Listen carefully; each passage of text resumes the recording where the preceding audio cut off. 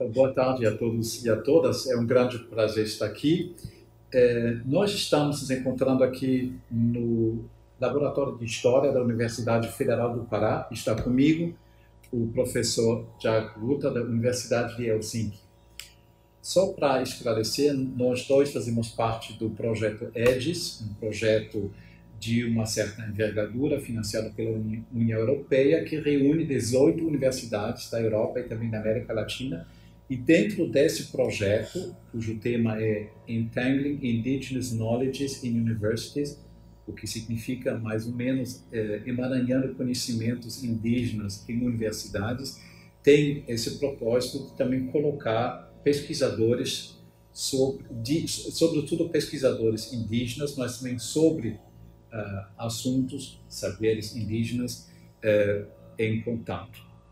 Indígenas quer dizer, claro, os indígenas dos países aqui da América do Sul, mas também povos indígenas da Europa, como no caso da Finlândia, onde temos a população Sami, da qual ele vai falar daqui para frente.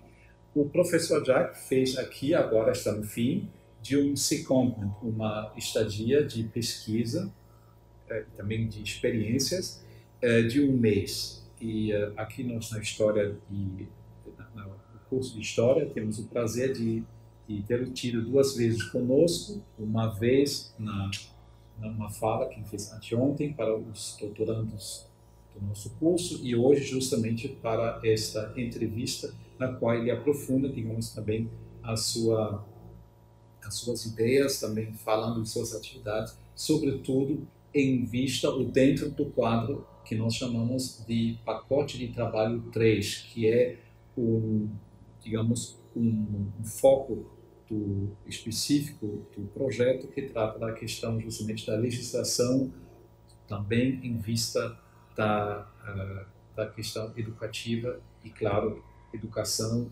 línguas tem muito a ver, inclusive aqui no Brasil é um sistema muito importante, visto que também a educação bilíngue está sendo cada vez mais discutida.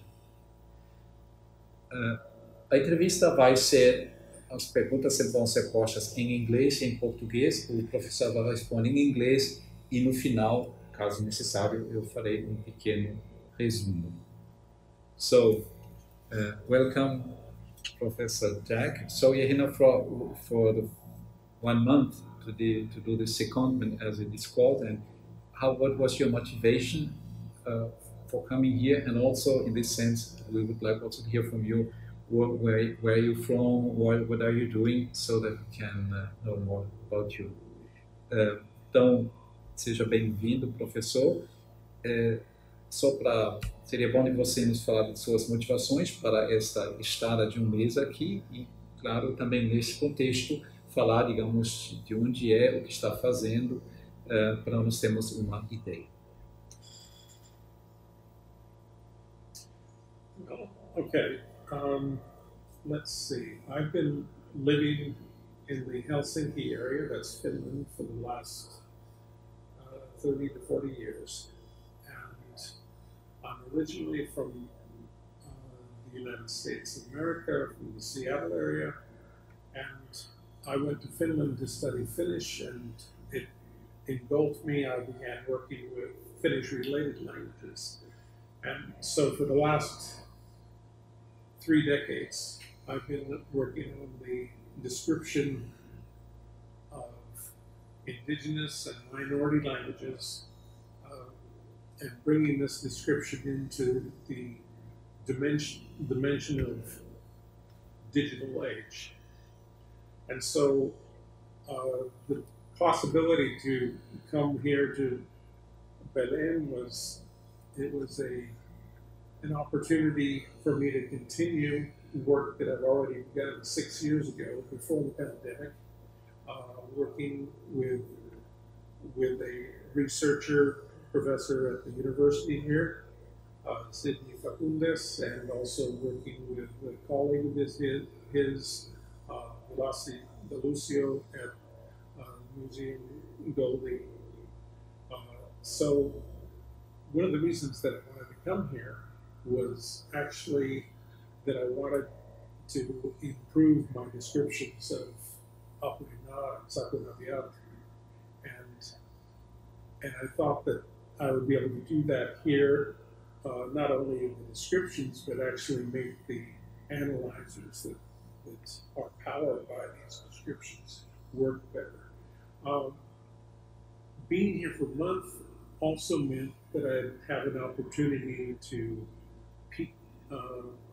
maybe teach some people to use these same methods for describing other languages, and knowing that there are many languages being studied here and some that aren't being studied yet at the university and the museum, and this would be a terrific time to begin this push. And also, I wanted to bring some tools. So using description to improve analyzers and making analyzers that are useful for both the researchers and the language community is important. But it was also important to bring in keyboards, because keyboards, as we should know, are what tell computers what language is being written.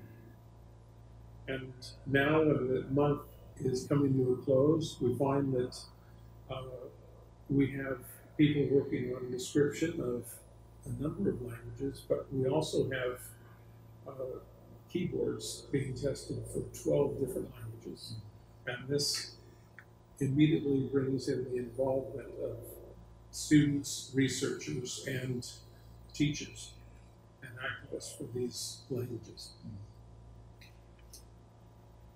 Só para resumir rapidamente, então, o professor Jack, ele trabalha na Universidade de Helsinki, e lá ele trabalha sobretudo, isso é em foco do seu trabalho, com línguas minoritárias. Então ele já tem experiência justamente em não só descrever essas línguas, mas também integrando-os, digamos, levando-os, entre aspas, para a idade digital.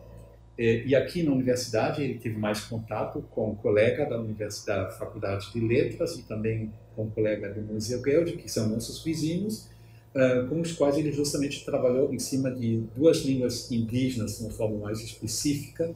Então ele, de uma certa forma, deu oficinas para justamente transmitir, digamos, métodos mais recentes para descrever línguas minoritárias, sendo um objetivo envolver não somente, digamos, na elaboração, no processo da descrição das línguas, somente o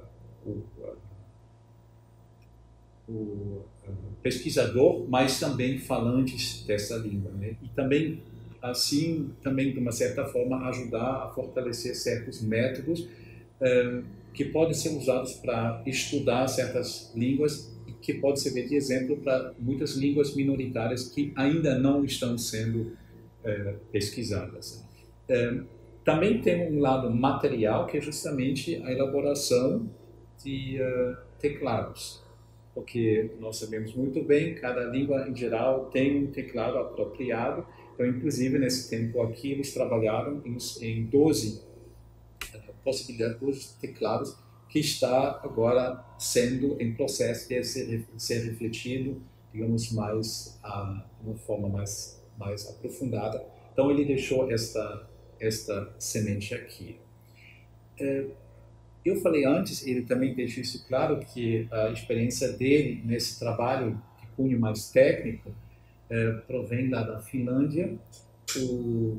E a Finlândia tem um caso bem interessante, porque, embora fique na Europa, não é o finlandês não é uma língua indo-europeia, como a grande maioria das línguas da Europa, pertence à família linguística fino-úgrica, que é um tronco linguístico relativamente pouco conhecido. Húngaro também faz parte, por sinal. Isso é o foco também, digamos, daquilo que ele estudou. Então, isso aí provém justamente a segunda pergunta que eu gostaria de fazer a ele, que é: a língua, em uma perspectiva histórica de longo prazo, tem a ver com os processos de migração e de etnogênese o que é de grande interesse para os historiadores e historiadoras atualmente, uma vez que, por exemplo, história global, histórias interconectadas são conceitos importantes e disso, às vezes, a proximidade entre falantes de línguas parecidas, uma origem provável em comum interessa de uma certa forma. Então, a pergunta é como isso ocorre no caso, digamos, da família linguística fino-úgrica que você mais conhece. Language, in a historical long-term perspective, has to do with migration and ethnogenesis processes, which is of great interest to historians today, since global history and interconnected histories are important concepts in present times. How is this in the case of the Finno-Ugric language family, which is the language family that you studied and that you know very well, and of which you speak how many languages? About 10. 10. Give or take. Opa, então ele sabe mais falar 10 línguas desse grupo fino-úgrico. Então, nos interessa, digamos, como seria, digamos, justamente essa provável conexão entre essas línguas e, eventualmente, os falantes, the connection between these languages and also those who speak this today, the people in the groups. When we're looking at as a people and a people that speaks one language, they want to know where they come from, and that's the first place they look is, do we have records? And of course, there are records that are oral, and you have oral traditions that you learn things. History books, and they talk about Laponia, and this at one time was a problem because people would say that, well, were the people that are described as Laponia, are they the Sami people? And we can't really say. It's hard to say. There are documents that point specifically to these people, but then once again it changes from language to language and country to country on that. So what do we need to do? We need to look at beyond the oral tradition, beyond the written traditions of other languages or countries. We want to look at something that will give us an idea of where people were. One very illustrative point for finding how close or what area a language is spoken in was to take a pollen sample. And so with a pollen sample, you looked at layers, and it's like the grains on a tree. You can tell what year a certain pollen sample comes from. And then associating that date, the pollen dating, with the idea that the name of the tree that you got the pollen from. So one type of tree that they look at are the conifer trees, the pine and the spruce, and they find that looking at Eurasia, you can actually make a break. Where does the spruce forest end and the pine forest continue? And this is how you can at least draw some conclusions as to where these different languages with a common name for the same tree, where were they located according to the pollen. Another thing that's important is that you look at waterways. Now, nowadays we often think of waterways as being a dividing point. It's like an ocean, people don't cross the ocean, but even large bays and maybe even rivers are considered by some to be something that separates. But if we look historically, then these have actually been the superhighways that bring populations together. This has been how trade routes have been set up. This is what has allowed people to travel back and forth and be in continuous contact amongst themselves, and would explain why some languages spoken along the whole waterway are going to be the same, or or even if they're sprinkled, there's going to be that cohesion.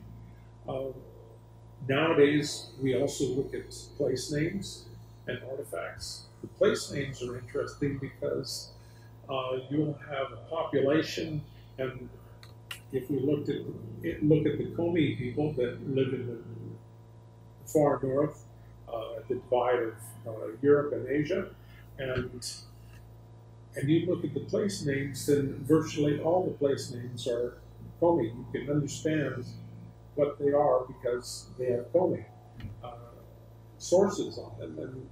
And then you go to other places and you run into more and more place names that cannot be explained by the local language.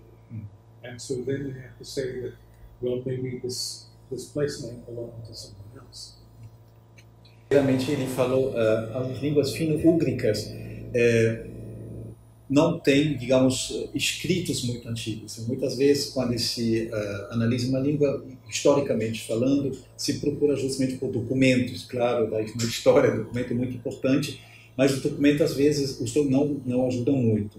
Tem um documento, o primeiro documento, numa língua fino-úgrica em húngaro, mas que não é muito, é do século XII, 12th century.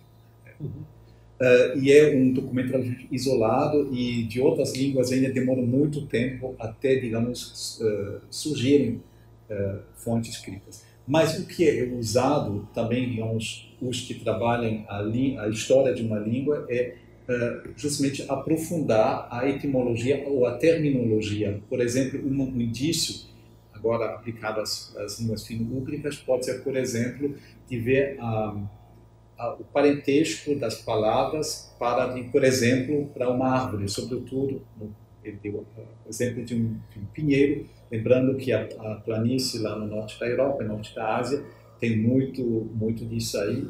Então, como muitas línguas têm uma palavra parecida, isso pode servir como um indício, digamos, que há uma origem comum numa determinada área geográfica. Mas muito mais importante para essas línguas, que são muito espalhadas pela Eurásia, o norte da Eurásia, inclusive até o centro da Europa, como a Hungria, pode ser justamente a atenção aos rios. Claro, aqui na Amazônia isso é muito importante, nós sabemos disso, porque tem muitos vales, muitos rios, e que as pessoas não são separadas pelos rios, embora os rios sejam muito largos naquela região, talvez quase comparável, né, claro, tanto como aqui, mas os rios não separam, né? Eles justamente são corredores onde as pessoas falam, muitas vezes, digamos, uma determinada língua. Isso é justamente um indício que, nesta área, o rio foi, digamos, aquilo que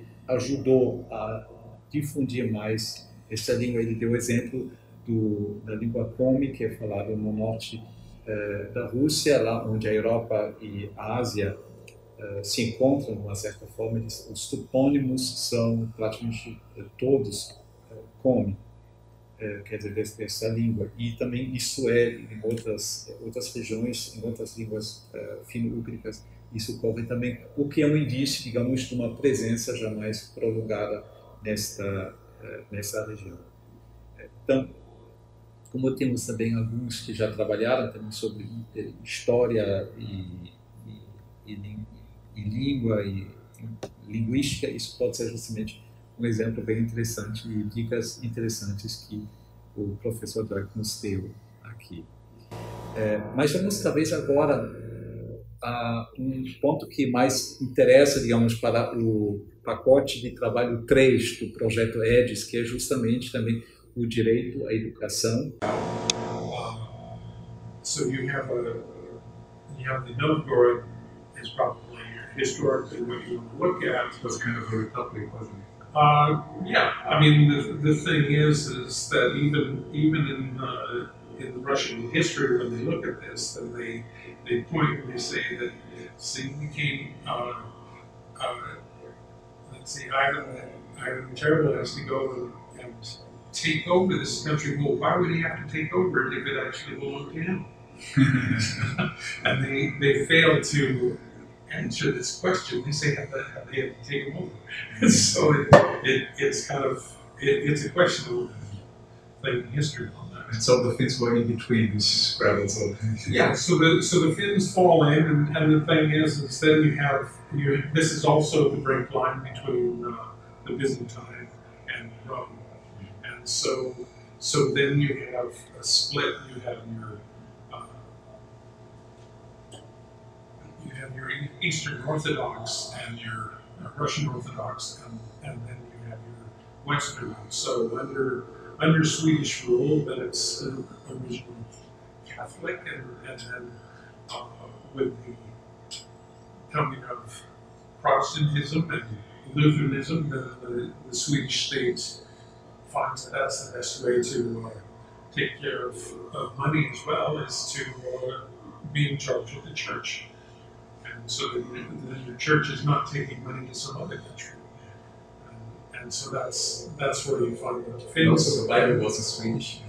Yeah, the Bible was translated into Swedish in the beginning of the 1500s, and so it was in the third decade of the 1500s, and they also began the translation into Finnish. A Finlândia fica justamente nessa linha, onde de um lado, digamos, um país como a Suécia, país vizinho da Finlândia hoje, mais com orientação mais para a Europa, e a Rússia do outro lado, mais voltado, digamos, para si mesmo, um país muito grande, e também, em termos religiosos, também teve uma vertente diferente do cristianismo, muito ligado ao cristianismo bizantino ortodoxo. E os finlandeses estavam lá no meio e ficaram, de fato, durante muito tempo sob dominação sueca, inclusive linguisticamente, porque a língua sueca se desenvolveu mais rapidamente após a introdução da reforma, a língua sueca, então houve muito investimento do Estado sueco. Então, e a Suécia, afinal, se tornou independente só em 1917, após uma outra dominação, desta vez da Rússia, por quase 100 anos. Então é uma história muito interessante, de fato os finlandeses só se reinventaram relativamente tarde, mais tarde do que o Brasil, por exemplo. E isso se reflete justamente nessa questão complexa linguística do país. Então é muito interessante justamente como na Finlândia, que fica muito tempo sob dominação sueca, de fato o sueco, devido a essa elite sueca no país, deixou traços na língua, enquanto na Estônia, que fica muito perto, ficou, digamos, durante muito tempo sob uma dominação cultural, digamos assim, mais alemã, o que também se reflete na língua estoniana. Então, essas duas línguas, originalmente muito próximas, finlandês e estoniano, de uma certa forma também se afastaram um pouquinho devido a essas influências das duas outras línguas da elite que estava dominando o seu país. E a Estônia ficou mais tempo sob a dominação russa. Então a gente percebe que é uma situação muito complexa. Vamos então para nosso último bloco, professor Jack. You have a lot of experience both in Finland and before that in Russia, where you also lived and taught for some years, with minority languages, and above all, the affirmation in relation to majority language or majority languages. As you know, there are currently a lot of ethnic affirmation movements, mainly indigenous, in the Amazon region and in other parts of Brazil, with language being an important identity marker. Do you think that Brazilian movements could learn something from similar movements in Finland, especially those movements among the Sami population? Então eu perguntei para ele, que ele tem experiência tanto na Finlândia como também na Rússia, onde ele, por sinal, vivia e lecionou por alguns anos, com línguas minoritárias, acima de tudo, com a afirmação dessas línguas minoritárias em relação a ou às línguas majoritárias. Okay, so actually, let's look at the Sami languages. Of course, that's one thing we look to today when we talk about language nests. Now, the whole concept of language nests, where you have children, essentially they're going to day school and they have adults and other children that play with them in that one language. This concept came from New Zealand. The Maori people used that before, and somehow or other, then the Sami people, they decided that this was something they could do too. But what is interesting here is that it's not only something that they've done for children, but they've also done it for adults.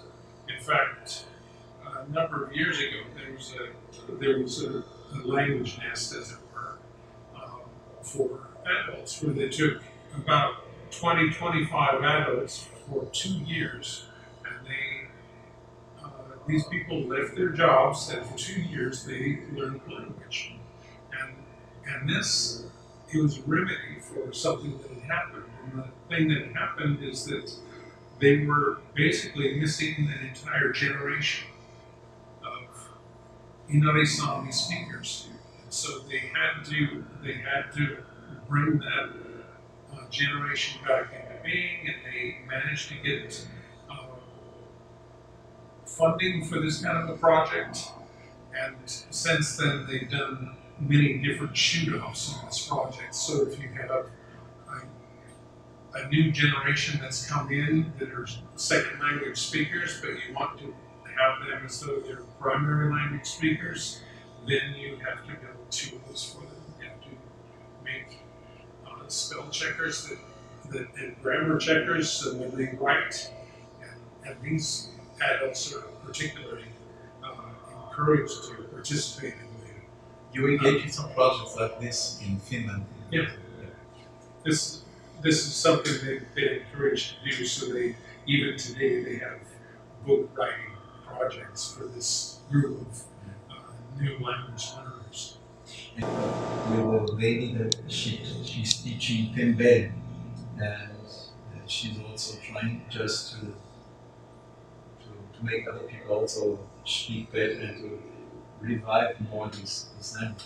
Native Pembe speaker, and as I understood, I might be slightly off, but as I understood, then she had visited an area where the language was either gone or almost gone, and they encouraged her to stay on, and she stayed on there teaching, and that was something that came up just actually yesterday when we had a course. It was actually the fifth meeting where we've had workshop projects talking about different aspects of language documentation and also working towards inclusion of the language community and making education a more probable thing. We had set up description projects and keyboards for 10 languages, and lo and behold, yesterday then come to native speakers of 2 different languages. So we had a Pembe speaker who's a teacher, and then we have a Anambe speaker activist who's working on bringing her language back into a state of use.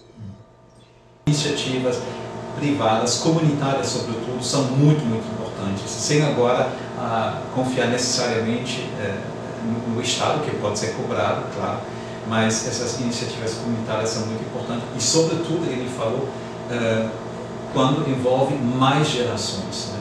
Eles também tem que ter muito cuidado e achar, são só os velhos que falam esta língua, porque muitas vezes a geração seguinte, talvez entre si, fala menos essa língua, mas eles certamente também têm interlocutores mais velhos, às vezes mais novos, até mesmo com os quais eles eventualmente falam, de fato, a língua nativa, ou de origem, digamos assim.